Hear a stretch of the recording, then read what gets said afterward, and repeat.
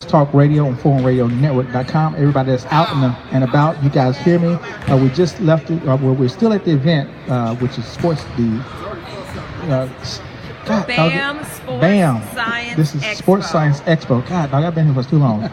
And we're sitting here with Tony Johnson of Bonham. You coach in Bonham, Texas. Yeah, I used to be the athletic director. Absolutely. Athletic director. You used to be the coach for TCU. I was an assistant coach in the late 90s, yeah. Okay. Worked for a guy named Dennis Francione. A lot of people know him. Yes, we know Went to Francione. Texas A&M and did those things, and I was at A&M Kingsville, yeah. Okay. Did you coach LaDainian Thomas? I did. Yeah. I'm actually currently on LaDainian's board of directors for his character of education program. Wow. Okay, so when you came in to the NFL, to TCU, did you know, okay, this guy right here is going to be a star? Or did No, he have to make absolutely not. You didn't know that? I was in a whole other world. He was a backup running back. In fact, he played fullback. Going into his junior year, he was playing fullback. We had a guy named Basil Mitchell. Uh-huh. Basil Mitchell played 4 years in the NFL for the Packers, Right. Indianapolis Colts. So, no, we didn't. I mean, now, what I did realize his junior year was incredible work ethic. Mm-hmm. First one on, last one to leave. There was a change in him from sophomore year to junior year, where you could noticeably see he had made a mindset that he was going to change and his work ethic was going to change. And I think that determination showed. Obviously, his junior year, he set the NCAA rushing record. It was just now since been broke, but he changed, and then his senior year was up to the Heisman, et cetera, et cetera. So number one, what brings you to Drive Nation to the Sports Science Expo? Well, I was asked to come just work. I currently own and operate an assembly line camp. What I call the assembly line camp can be found at my name, TonyJohnsonMotivates.com. Okay. I work with offensive linemen. A lot of guys that are trying to make the NFL will come train with me. I train offensive linemen. I'm kind of known around the Metroplex as an offensive line specialist. Mm-hmm. Can find me at Instagram at Kickslide. I'll promote you, brother. Kickslide, there you go. Kickslide, or like I said, TonyJohnsonMotivates.com. But I train a lot of offensive line, NFL, and high school athletes. And through that, I was asked to come work this event today. And of course, Greg Walls, one of our former Frogs, is here, and so it was great to catch up with him and just see the kids and try to be a light and try to help these kids out to understand that there's so much more out there to help develop the athlete. What goes into training an offensive lineman? What are you looking for? What are you doing? Well, that's the most undercoached position in all of football, in my opinion. When you're young, if you've ever been to a youth football practice, they normally tell the little chubby kid, they say, go to the other end of the field. They don't want to mess with him, but they don't get coached. And then that leads to bad coaching, bad technique as a junior high school young man. So for me, I look for skinny ankles. My wife makes fun of me. She says, "Oh, you're looking at people's feet and ankles." I said, "Well, an offensive lineman. Stop looking down. Look up." Yeah, you want to have skinny ankles, big, broad shoulders. Athletic people. The really good offensive linemen in the NFL and college are athletic. They have great hips. I always talk about being able to play in a phone booth. People don't know what a phone booth is anymore, but they used to have these little boxes called phone booths. Well, we don't know what a phone is. That's right, and it's a tight space, and so you're looking for men that can operate in a tight space. And there's a lot that goes into it, whether you're a center, guard, or tackle. But when I'm coaching offensive linemen, I'm looking for hip mobility, skinny ankles, being able to play in a phone booth. And what about your technique with your hands and your arms? I always say coach the hands. I always talk about coach the hands like you do the feet. Feet are important as an offensive lineman. Hands and elbows are important. When you come train with me, I train all of that. You cannot learn to be you cannot learn to be an offensive lineman in 12 weeks. 12 years to be in school, you can't do it. Muscle memory has to be developed over time. Wow. So a lot of my clients will come to me 8th, 9th grade, and I'll coach them all the way through high school because their high school coach has very limited time to develop those skills. All get up there and block somebody. That's it. Mm-hmm. So I work on the fine-tuned things that they need to work on that'll help them get picked. What's funny is people say, how much do you bench?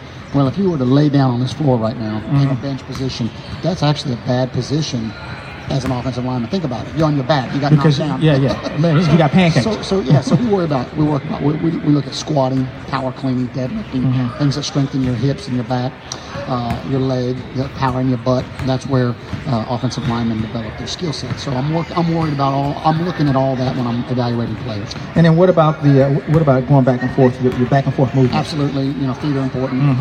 Agility is important, but it's wide agility. So for an offensive lineman, he may do a speed ladder like a running back will, but he needs to do it wider because his base is wider as an offensive line when you blocker. So we work on those same skill sets that the quicker kids work on, the running backs, the quarterbacks, the receivers, DBs, but I widen them.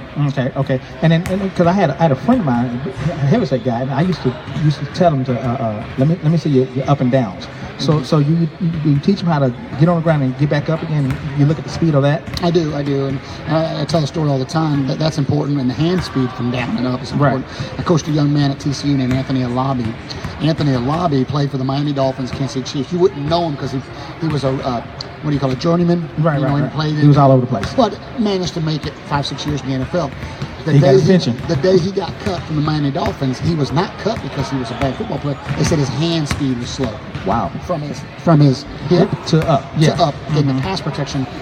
Because you can get killed here. That's correct. And he lost a job in the NFL because the guy behind him could do that faster. So we say coach the hands if you coach the feet. There's so much to the offensive lineman. It is the most undercoached position in all of football. And a lot of people don't want to do it. It's not a glorious position. Right. And then your length. If you got long hands. As a tackle, definitely length is important. Not so much as a guard or a center, although it helps. But as a tackle, definitely that's what they look for, not length. Okay. So as we get ready to wrap up, we got another your other coach coming on. Who's your? This is Paul Westbrook. He's been with me since. I was at Duncanville for years, South Grand Prairie. Paul was an offensive line coach with me. You was at Duncanville? What year? 2013 through 15 with Chet Dykes. It was only 2 years. Yeah. So we have actually two things in common. Oh, yeah? Let me tell you the first thing. My aunt lives in Bonham, Texas. Nice. What's her name? What is my aunt's name? Sorry to put you on the spot like that, man. Aunt Diane. No, not Aunt Diane. You need to go home to Christmas now. Dog it. Yeah, I know. Golly, this is my grandmother's. Let's change the subject. Go to the subject. Please do. Dog it. I remember going down there. Anyway, second comment is I went to Duncanville. Oh, okay, good. How long ago? See, you ask me questions. No, I'm interviewing you. You're not interviewing me. I'd be good at this. Y'all need a part-time guy. Yeah, I'm interviewing you. No, 89. I graduated 89. Okay. Yeah. Oh, Greg Ostertag. Well, no, he was before that. No. He was a freshman when I was a senior. Okay. We used to dunk on him all the time. Greg is a bad dude. I'm from Kansas originally. He was bad when he was in Kansas. When he got to the NBA, he wasn't so bad. No.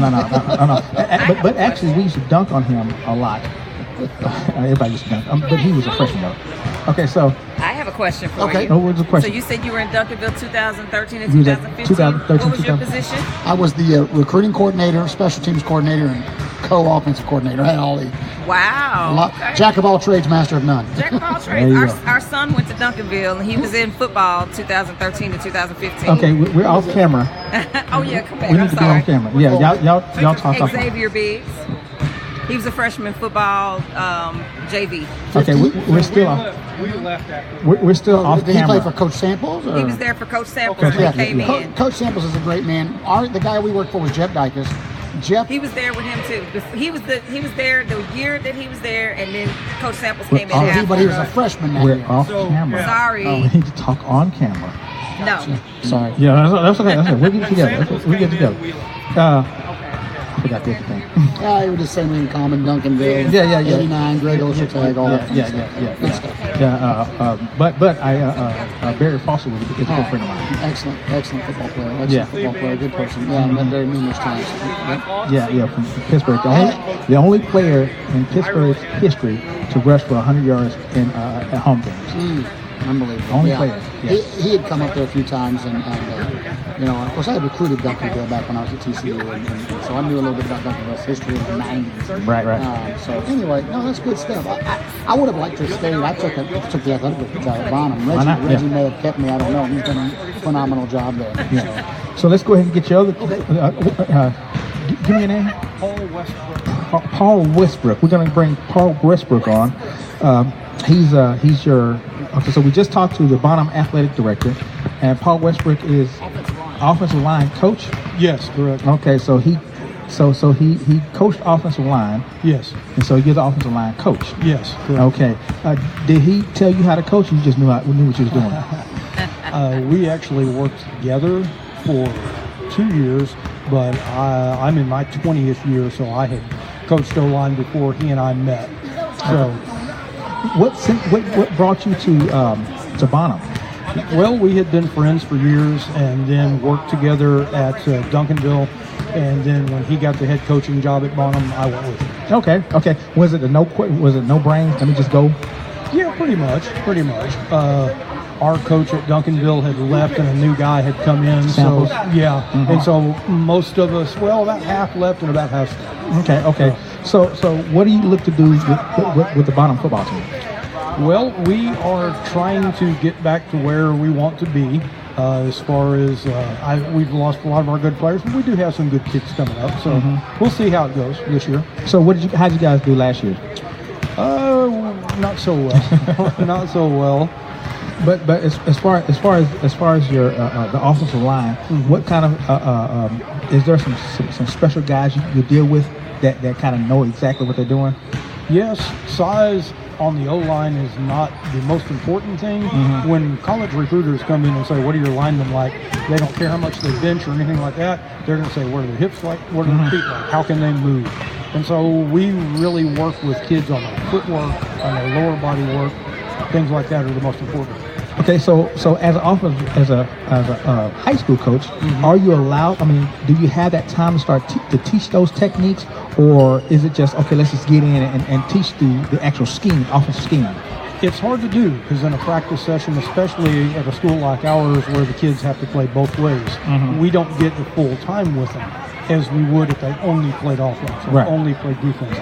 So we try and do a couple of drills at the very beginning. We do the same footwork drills every day, the same blocking drills every day, and then we hop into what we need to get done for that week. The scheme. Yes. Yeah, and then so like when you guys start as far as the season, how early do you start working on the season? Two-a-days usually begin in Texas in the first or second week of August. It all depends on if you had spring ball or not. If you have spring ball, you have to start a week later. If you didn't have spring ball, you get to start a week early. Okay. So it's usually right in the first 2 weeks of August. Do you guys have spring ball? In Texas, only 5A and 6A can have spring ball. Nothing below 5A. Wow. Yeah. Okay. 4A and below cannot. Okay, so high school sports, high school football, are you surprised to see how great it's been in Texas, how big it is in Texas? Well, I was born and raised here and played at South Garland in the 1980s, so... This is just what you used to, huh? My junior year, we played Highland Park in Texas Stadium. Wow. So, yeah, used to it all my life. Yeah. So anything less would be nothing, huh? It's like, it would be different. Go to Oklahoma or some Arizona. Like what's Friday night? What happened to the lights? Yeah, it would be different. For sure. So this is you're in your 20th year? Yes. Okay. Is there anything else on the horizon for you, or this is going to be it? Well, no. I'm in my mid-50s, so I've got probably about 10, you got some time. I got about 10 years left, and I'll probably be done. So, no, I'll finish out doing this and see what the rest of life has for me. Okay. We've been sitting here at 41 Sports Talk Radio, 41radionetwork.com. We got one more person coming up. Well, we got two more people coming up. Actually, three more people coming up. This is, number one, how did you like the event? Interesting. We get to do a lot of interesting stuff, learn how a lot of these electronic machinery works on testing. It's pretty neat. Any of this stuff you take back to Bonham? Well, we do a lot of the same stuff. Okay. We do a lot of the same stuff. We do the 5-10-5 drill and the shuffle, run, shuffle, backpedal, things like that. So yeah. And even though we're on a basketball court, this translates. It does. It translates a lot. Sure. Yeah. Because especially with linemen, we're not running 40 yards downfield or 50 yards downfield. We're doing short bursts.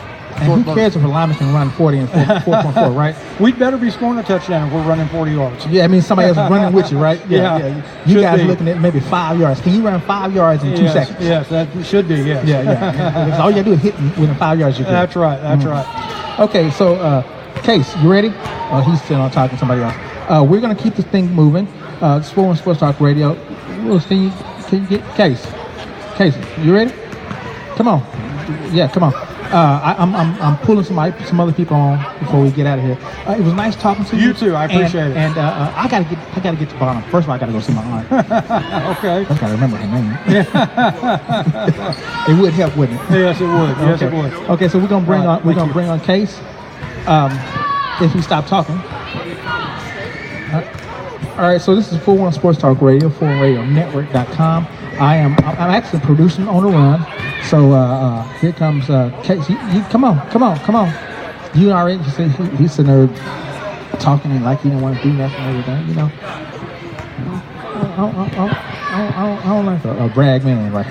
What's going on, How you doing, young man? I'm good. Oh, and I'm a young man too. Yes, sir. I should appreciate it. You got to come over here. You got to. Yes, sir. Yes, Okay. We're talking to Case. Case came out here to view the facility. Yes. Okay. So what do you think about the facility? Unbelievable facility. I came out here with my son. Just wanted to tour it, walk around, just find out more information about it. It's just unbelievable to know that one of my favorite players growing up, Jermaine O'Neal, will pretty much donate something like this to the community. Right. I'm just blown away. Yes. And I would advise anyone, come out, tour it, visit it. It's an unbelievable facility. Yeah. So now you came at the end. Were you able to see some of the testing and everything, some of the things that they did? Yeah, I actually did. I saw some of the scientific testing. I saw there's a great soccer facility in the front when I initially walked in. And I think one of the major perks here that no one's talking about is there's also free parking. Yes, yes. So I would advise anyone to come through the facility. I mean, like I said, it would be a great place for kids to come, get active, stay active, play a little basketball, work on their jump shot, and it looks like a very safe environment for the parents as well. So. It is. It's really nice. Okay, so I just bring you on just to mess with you. I know you did. Okay, so we got a couple more people that's coming. Yeah, all right. Yeah, right. But now, how do I do now? Am I camera ready? Thank you very much. And I used you as my guinea pig to do this video. You did decent. We got a couple more people coming up. You said you got the real people coming We on. testing out some new technology. He's the buffer. I'm the time killer. Yeah. Oh, let's see. So let's talk about it. So we got some more people coming up. We got the real talent at. Yeah. So we're testing this new technology. I'm messing with you. Look at this. Okay, so as we fake talenting. Put this commercial on in between. Yeah. The So you telling me? So I'm basically extended commercial break. Right. Y'all You do the a PSA. commercial. You're listening Take these to headphones off. So we got I ain't gonna stand Radio these no on more. 411 Radio Network. So as the PSA gets ready to get off. Now, He know he wrong. Now you know we're broadcasting live too. Well, I don't know. You cut me up this hard live. Y'all gonna cut me up this hard live. Wow. Okay. I remember this. On the radio and on Facebook. Yeah. I remember this, boy. He cut me up hard live. Oh my God. I said I ain't messing with you. Wait. His real name is not PSA. It's Case. Yo, this man know he wrong. But seriously, as he can stop messing around, y'all come out to it's Drive Time. Drive Nation. Sports Athletic, yeah. Sports Athletic Facility. It's a great facility. It You will is. have Very a nice. great time.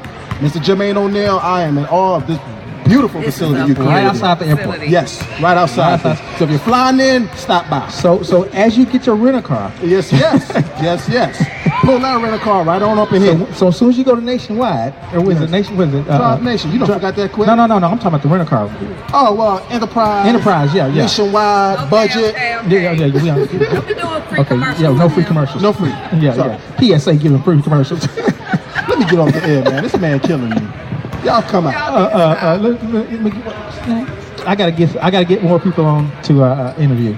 All right. So Okay, I'm cutting this Lewis, off. in red, kind of red. Yeah. So